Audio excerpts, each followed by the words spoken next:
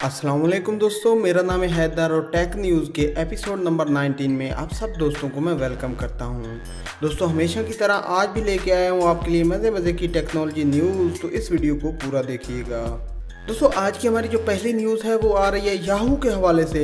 तो दोस्तों अगर आपने कभी अपनी ईमेल बनाई हो याहू के ऊपर या अगर आपने कभी याहू को इस्तेमाल किया हो तो आप जानते होंगे कि याहू का एक मैसेंजर हुआ करता था जिसके ज़रिए हम अपने याहू के फ्रेंड्स के साथ गपशप करते थे या उनको कोई मैसेज वगैरह सेंड कर सकते थे।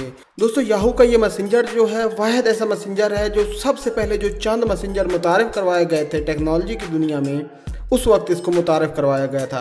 यानी 1998 में सबसे पहले याहू ने अपना लाइव चैट मैसेंजर जो है वो मुतारिफ करवाया था।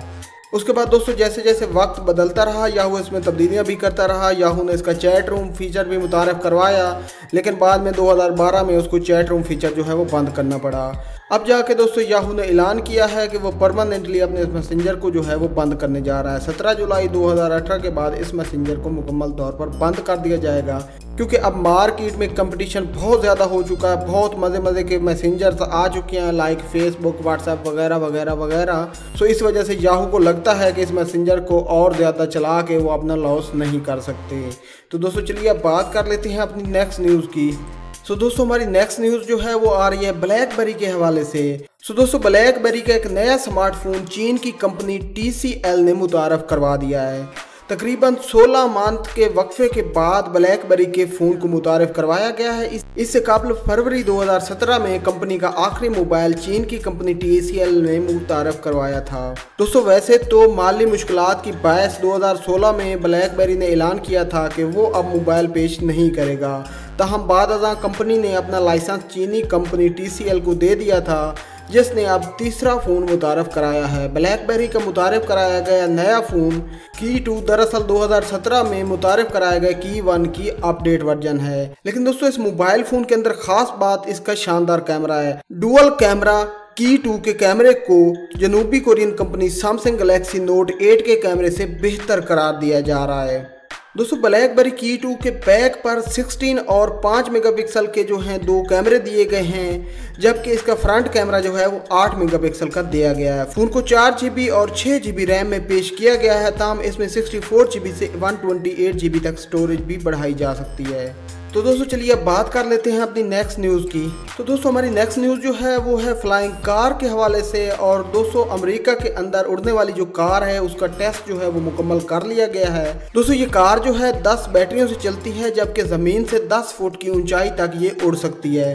और दोस्तों इसकी जो स्पीड बताई जा रही है वो 20 किलोमीटर फी घंटा की रफ्तार है। और दोस्तों इसके अलावा इसके अंदर सिर्फ एक आदमी के बैठने की गुंजाइश है। दोस्तों फिलहाल ये टेस्ट फ्लाइट के लिए पेश की गई है और अभी तक ऐसी कोई मालूमात नहीं आई है कि इसकी कीमत कितनी होगी और इसको मार्केट में आम सेल के लिए कब लाया जाएगा।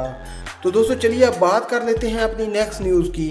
दोस्तों हमारी नेक्स्ट न्यूज़ है कार्बन डाइऑक्साइड के हवाले से। और दोस्तों जैसे कि आप जानते होंगे कि आलमी पैमाने पर तपश में इजाफे की सबसे बदनाम गैस कार्बन डाइऑक्साइड है, जिसके अखराज कम करने की भरपूर कोशिश की जा रही है। दोस्तों इसी सूरत हाल में जर्मनी में एक कम खर्च प्लांट जो है वो लगाया गया है जो कार्बन डाइऑक्साइड जज़ब करके उसे ईंधन में तब्दील करता है। दोस्तों वैसे तो पहले भी बहुत से प्लांट लगाए जा चुके हैं जो कि कार्बन डाइऑक्साइड को पत्थरों में और बहुत मुख्तलिफ चीज़ों में तब्दील करते थे, लेकिन उन पर बहुत ज़्यादा खर्च आते थे। For example 1 metric ton carbon dioxide को तब्दील करने पर $500 से $1000 खर्च होता था।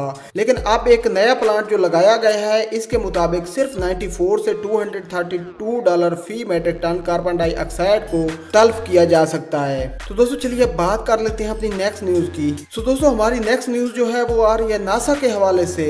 तो दोस्तों प्रीवियसली दूसरे सियारों पर जिंदगी की तलाश के लिए कई खलाई जहाज भेजे गए थे। उनमें से नासा का एक छोटा रोबोट क्यूरियोसिटी अब भी मरीख की खाक छान रहा है, जिसने हाल ही में सुर्ख सियारे पर कदीम नामियाती मालिकूल के आसार दरियाफ्त किए हैं जो लगभग 3 अरब साल पुराने हैं। तहम दोस्तों माहिरीन ने खबरदार किया है कि इसकी वजह हयातियाती नहीं बल्कि अर्जियाती है, जिससे जाहिर होता है कि माजी में कभी मरीख पर जिंदगी के आसार मौजूद थे और ये सालमा इसी की जानिब निशानदही करता है। साइंसदान गुज़श्ता 50 बरस से मरीख पर पानी और जिंदगी के आसार की तलाश में हैं, लेकिन अब तक खातिर खा कामयाबी नहीं मिल सकी।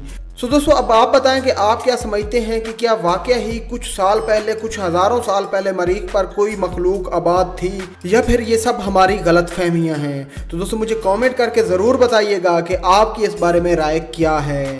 तो फाइनली दोस्तों आज की हमारी टेक न्यूज़ का इख्तिताम होता है। मैं उम्मीद करता हूँ आपको हमारी ये न्यूज़ जो है वो पसंद आ रही होंगी। अगर आपको ये वीडियो पसंद आई हो तो इसे अपने दोस्तों के साथ शेयर कर दीजिएगा, और अगर आपको हमारा चैनल अच्छा लगे तो इसे सब्सक्राइब करने के साथ साथ बेल आइकन को भी दबा दीजिएगा। सो फाइनली दोस्तों मैं मिलता हूँ आपसे नेक्स्ट किसी वीडियो में। तब तक के लिए अपना और अपने प्यारों का बहुत ज़्यादा ख्याल रखिएगा। मुझे अपनी दुआओं में याद रखिएगा। टेक केयर एंड अल्लाह हाफिज़।